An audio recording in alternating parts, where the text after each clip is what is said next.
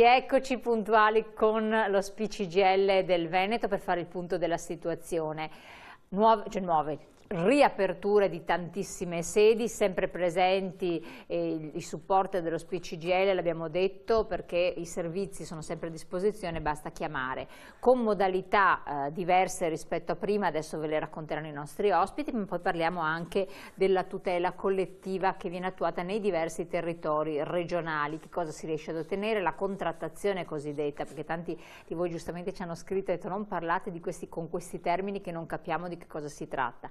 Ma semplicizzata al massimo sono quelle trattative, quegli accordi che vengono svolti dal sindacato per cercare di venire incontro alle persone più fragili, in difficoltà. Nella fattispecie poi sono anche moltissimi anziani. Con chi si tratta? Si tratta con la pubblica amministrazione, con i comuni, con le multi-utility, con la sanità del territorio, insomma sono trattative molto importanti. Le istanze le porta il sindacato che le riceve direttamente dai cittadini, semplicizzata al massimo. Ma poi il nostro ospite collegato con noi, Paolino Barbiero, segretario generale SPCGIL di Treviso, ben arrivato.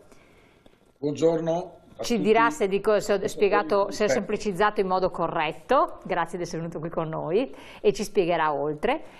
E poi il nostro ospite è presente in studio, quindi abbiamo il piacere di averlo qui, riaverlo tra di noi, Fulvio Dalzio, segretario organizzativo SPCGIL Veneto. Grazie anche grazie a te e a tutti i telespettatori. Il coraggioso Fulvio Dalzio, perché insomma.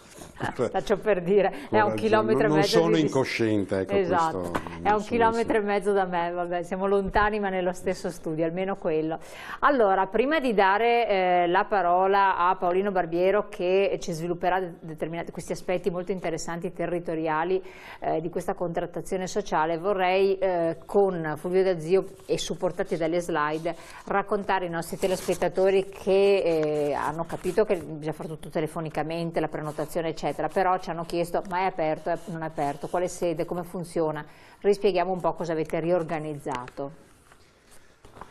Dopo la fase diciamo del lockdown che è iniziata praticamente subito l'8-9 marzo, insomma ricordo c'era la festa della donna e i primi provvedimenti del governo riguardavano la regione Lombardia e 3 province del Veneto e dopo 24-48 ore ha riguardato tutta Italia. E lì, come giustamente hai detto, ci siamo, come dire, proposti, ci siamo attrezzati per essere sì presenti, però chiaramente lavorando tutto da remoto. Infatti, come anche i telespettatori ricorderanno, insomma, il nostro obiettivo è stato quello appunto di comunicare con tutti i mezzi, quindi anche grazie alla vostra trasmissione e anche alla pubblicità e alle strisce quotidiane che abbiamo fatto, ma utilizzando anche la carta stampata, insomma, per comunicare, per dire insomma ci siamo, lo speech è continuiamo ad esserci, insomma, anche se con modalità diverse, quindi via mail, col telefono, con i messaggi, quanto era possibile. Con l'evolversi della situazione, in particolar modo dopo dal 26 di aprile, se non ricordo male,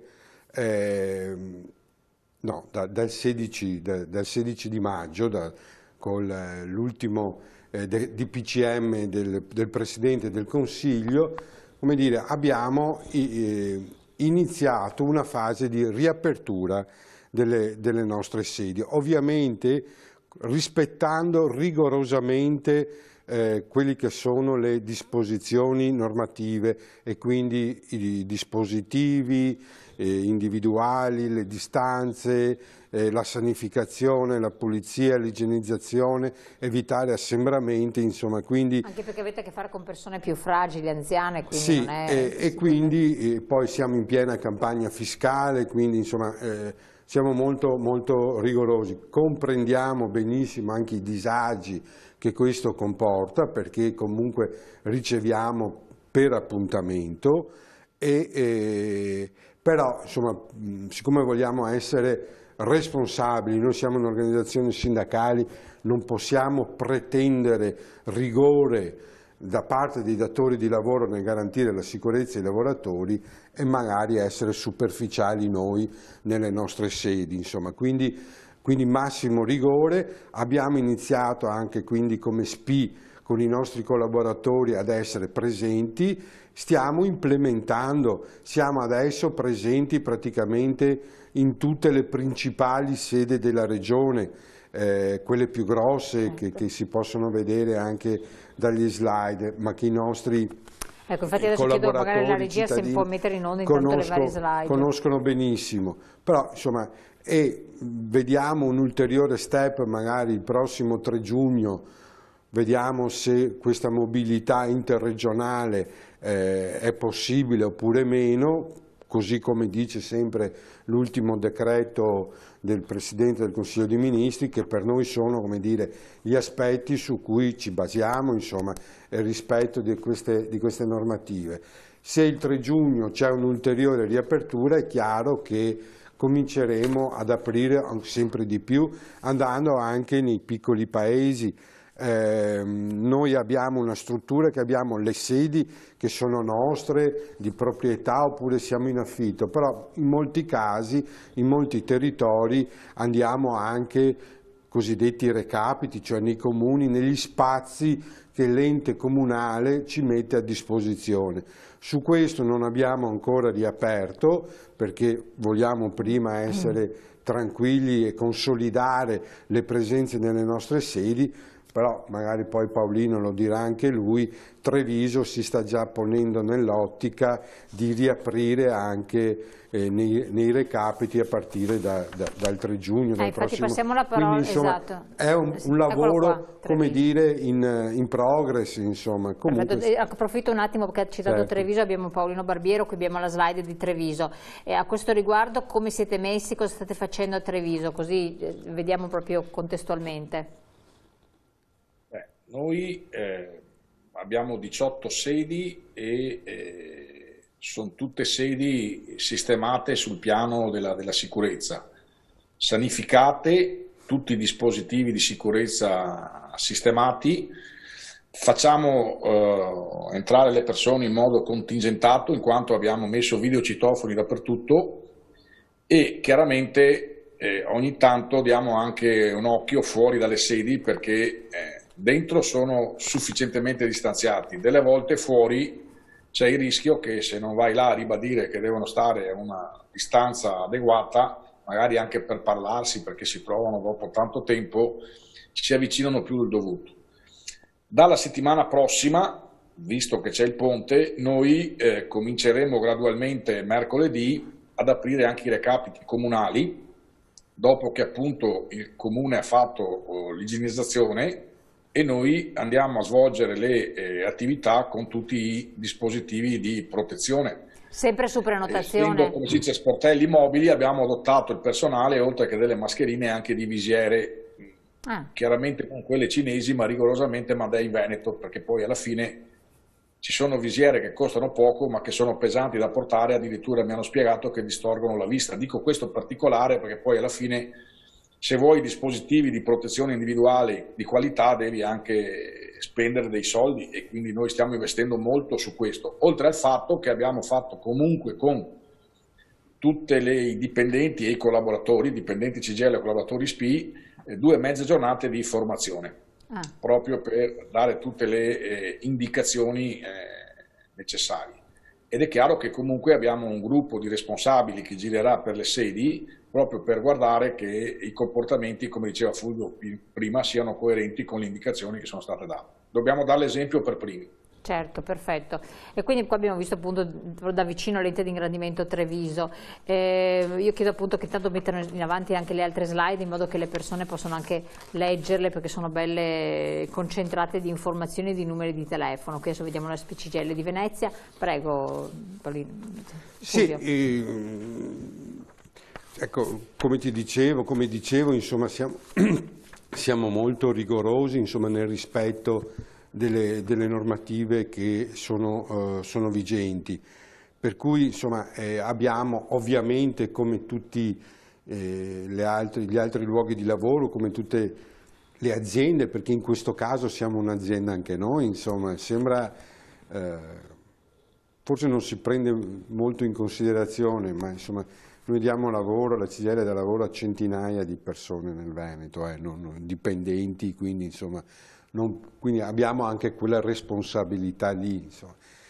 Ovviamente abbiamo fatto i nostri protocolli così come previsti dai DPCM, dai protocolli per la sicurezza sottoscritti a livello nazionale. C'è un controllo rigoroso in tutte le sedi con i medici competenti che girano per verificare appunto là dove per esempio ci sono 2 o 3 persone che lavorano nello stesso ufficio, se sono idonei o non sono idonei. In molti casi siamo costretti a rivedere anche gli spazi all'interno nostro, perché là dove ci sono 3 magari possono stare in 2, insomma, quindi tutto un lavoro che stiamo facendo perché per poter riaprire in sicurezza, non per sconfiggere il virus, perché secondo me verrà sconfitto quando ci troverà il vaccino e c'è una vaccinazione di massa, ma però quantomeno cercare di renderlo forse innocuo e eccessivo, però insomma lontano da noi. Ecco, esatto, hai detto ecco. Giusto, tenerlo il più lontano possibile per noi, per quanti lavorano dentro le nostre sedi e per quanti si rivolgono nelle nostre sedi. Tra l'altro noi come SPI, insomma,